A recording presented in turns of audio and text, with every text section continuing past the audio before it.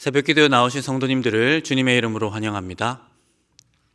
마음과 샘물의 기도를 하나님께 드립니다. 먼저 우리 믿음을 고백합니다. 주께서 심지가 견고한 자를 평강하고 평강하도록 지키시리니 이는 그가 주를 신뢰함이니이다. 아멘. 우리에게 평강 주시는 하나님, 이 시간 주님 앞에 나아갑니다. 오늘도 주님을 온전히 신뢰하며 세상의 혼란과 어려움 속에서도 흔들리지 않는 견고한 믿음을 허락하여 주옵소서. 교회와 예배를 위해 기도합니다. 하나님은 영이시니 예배하는 자가 영과 진리로 예배할지니라. 아멘. 거룩하신 하나님, 샘물을 통해 하나님의 영광이 드러나게 하옵소서.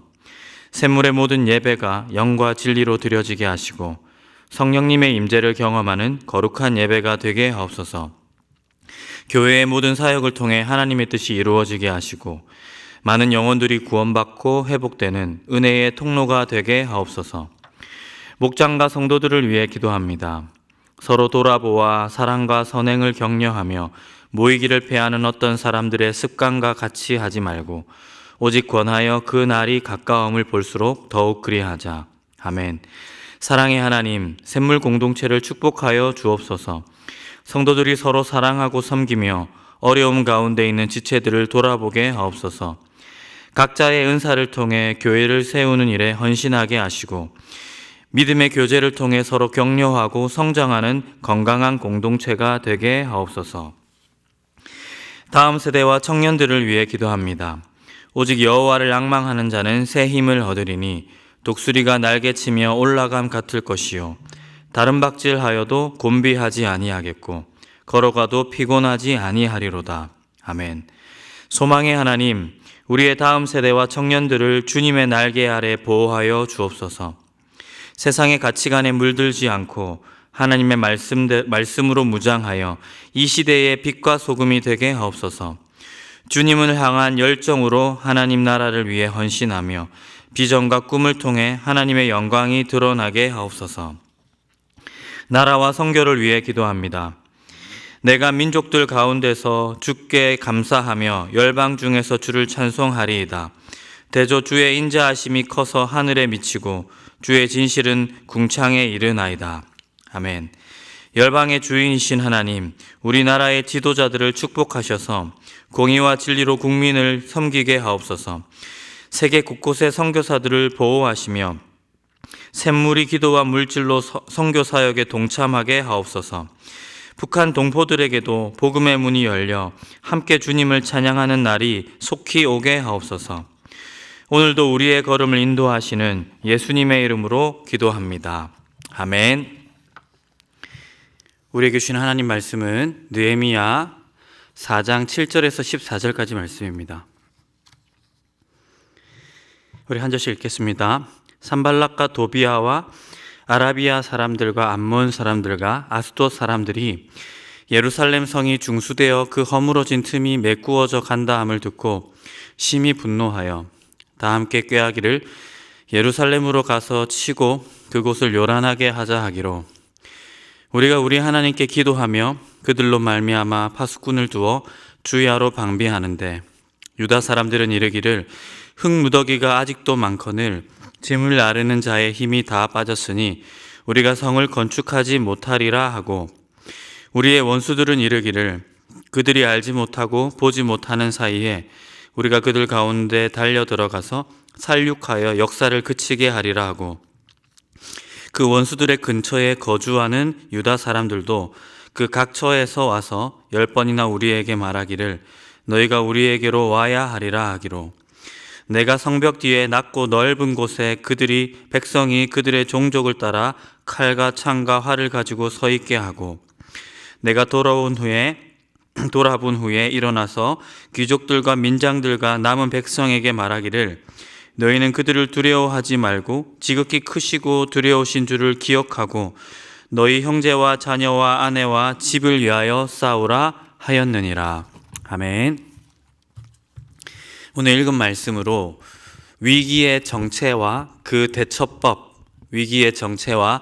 대처법이라는 제목으로 하나님 말씀 전하도록 하겠습니다. 본문 속에 유다 백성들 또 느헤미야와 유다 백성들을 위기가 찾아옵니다.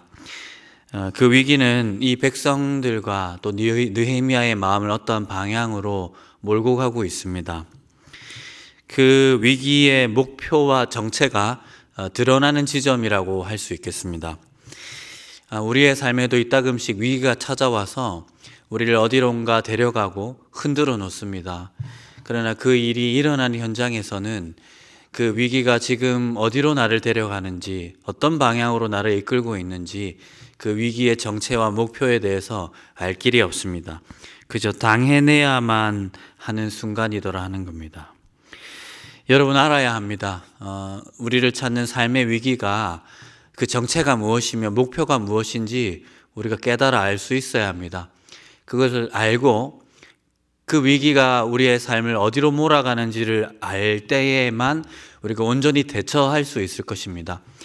오늘 우리 본문을 통하여 느헤미야가 자기와 또 자기 동족들, 언약 백성들에게 닥친 그 위기를 어떻게 분석해내고 또 그에 어떻게 대처를 하고 있는 모습을 보면서 우리가 교훈 삼기를 원합니다. 우리의 삶에 찾아오는 위기의 정체를 간파하고 또 온전히 대처할 수 있는 믿는 자의 지혜를 이 본문을 통해서 우리가 가질 수 있기를 간절히 소망합니다. 우선 위기의 목표와 위기의 그 정체가 무엇인지를 한번 살펴봐야 할 것입니다. 위기의 목표와 정체는 무엇입니까? 첫 번째로 우리의 일상을 멈추도록 하는 것입니다. 여러분, 위기는 우리를 어떤 방향으로 몰아세우는데 그 최종 목표치는 우리가 일상의 삶을 지속하지 못하도록 우리를 완전히 주저앉히는 거라고 할 수 있겠습니다. 산발락과 도비아를 비롯한 하나님의 나라의 대적들이 유다 백성들을 흔들어대고 있습니다. 겁박하고 있습니다. 당장에 부식간에 달려가서 너희를 급습하여 도륙하고 너희의 일을 그치도록 하겠다, 이렇게 막 겁박하고 있습니다. 멈추도록 하는데 그들의 목표가 있다는 것을 우리 본문 여기저기서 발견할 수가 있습니다. 우선은 그들이 분노하는 접점인데 7절에 보시면 그 허물어진 틈이 메꾸어져 간다함을 듣고 심히 분노하여라고 하고 있습니다.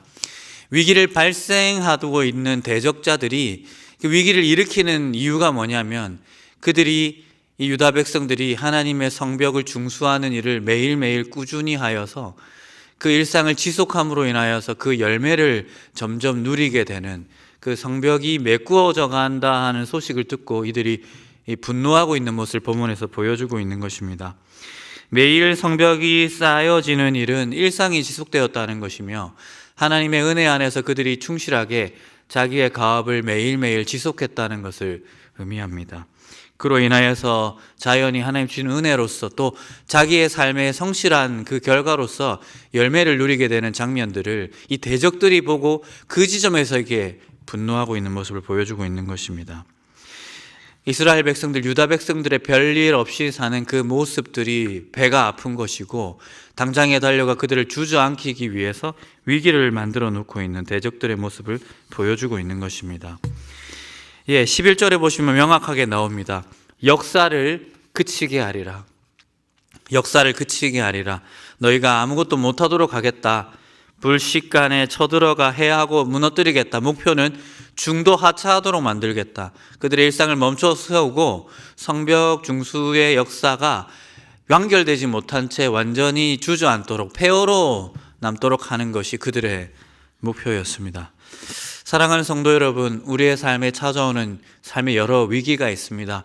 종류도 다르고 요인도 다릅니다. 그러나 펼쳐지는 양상은 비슷합니다. 그 위기에 잠식되면 어떻게 됩니까? 우리가 일상을 포기하도록 만들어버립니다. 하나님 앞에서 맡은 이 사명들도 또 우리의 일상이 우리가 몫을 감당해야 될 그 책임의 자리에서 우리가 완전히 물러나도록 주저앉히는 것이 위기의 효과이고 목적이며 그 정체더라 하는 것입니다. 이 목적성을 온전히 파악하는 것이 저는 중요하다고 생각합니다. 이것을 파악해야만 그의 합리적인, 그의 합당한 대처가 가능해지기 때문입니다. 그러므로 우리는 이것을 직시하면서 이 위기의 정체와 그 목적성을 직시하면서 대처를 첫 번째로 그러나 오늘 우리 설교에서는 두 번째 대주로 마주할 수 있을 것입니다. 우리는 어떻게 대처해야 될까요? 바로 마음을 지켜야 합니다. 마음 지키기가 대처법이라 할 수 있겠습니다. 느헤미야는 대적들의 겁박으로 인하여서 자기 마음이 무너져 간다는 것, 두려움에 잠식당하고 있다는 것을 느꼈습니다. 그리고 두려움에 완전히 잠식당해버리면, 우리 마음이 완전히 넘어가버리면, 두려움에 넘어가버리면 자기 일상이 끝나버리고 하나님의 역사도 중단된다라는 것을 알고 있었습니다. 그러니까 느헤미야는 그 위기의 목적성, 그 정체를 파악했다 하는 겁니다. 느헤미야는 자기의 마음이 완전히 두려움에 잠식당하지 않도록 막아 세우고 있습니다. 그것이 바로 9절입니다. 우리가 우리 하나님께 기도하며입니다. 우리의 마음을 지키기 위해, 느헤미야 자신의 마음을 지키기 위해 느헤미야는 기도에 매달리는 모습을 보여주고 있는 것입니다. 여러분, 기도의 수단입니다. 기도 그 자체가 목적이기도 하지만 기도는 우리가 우리의 마음을 지킬 수 있는 수단입니다. 마음을 지켜야만 하나님 우리에게 맡겨주시는 그 사명을 지켜낼 수 있기 때문입니다. 기도는 그 기도로서 존재하는 것이 아니라 우리의 마음의 두려움이 완전히 지배하지 못하도록 막아 세우는 바로 방어 체계가 기도라고 할 수 있는 것입니다. 그리고 느헤미야는 그 형제 자매님들의 마음마저 무너지지 않도록 돌아다니면서 그들에게 소망을 선포하고 소망을 전파하는 모습을 본문에서 보여주고 있습니다. 자기의 마음을 기도로서 다스린 이후에 곁에 있는 형제 자매들의 그 마음을 두려움에서 보호하기 위해서 이리저리 바삐 뛰어다니는 느헤미야의 모습을 오늘 본문을 통해서 볼 수 있는 것입니다. 느헤미야의 동역자들, 형제 자매들은 두려움에 사로잡혀 있습니다. 두려움을 넘어서서 지쳐가고 있습니다. 이 성벽 중수 공사에 인력을 투입하는 것도 한계가 있는데 이제는 어떻게 해야 됩니까? 그들 중 일부를 파수꾼으로 세워야 됩니다.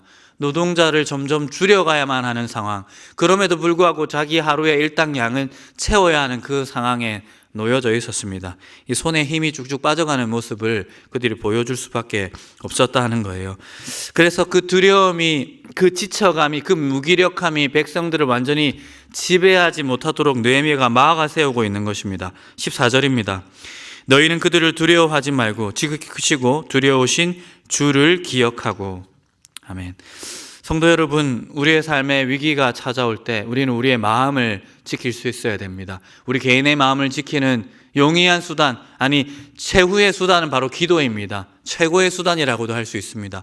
우리는 기도로서 우리의 마음을 두려움에 완전히 지배당하지 않도록 지켜낼 수 있을 것이며, 더 나아가 곁에 있는 형제 자매들의 그 늘어진 팔을 잡고 소망을 다시 얘기할 수 있어야 할 것입니다.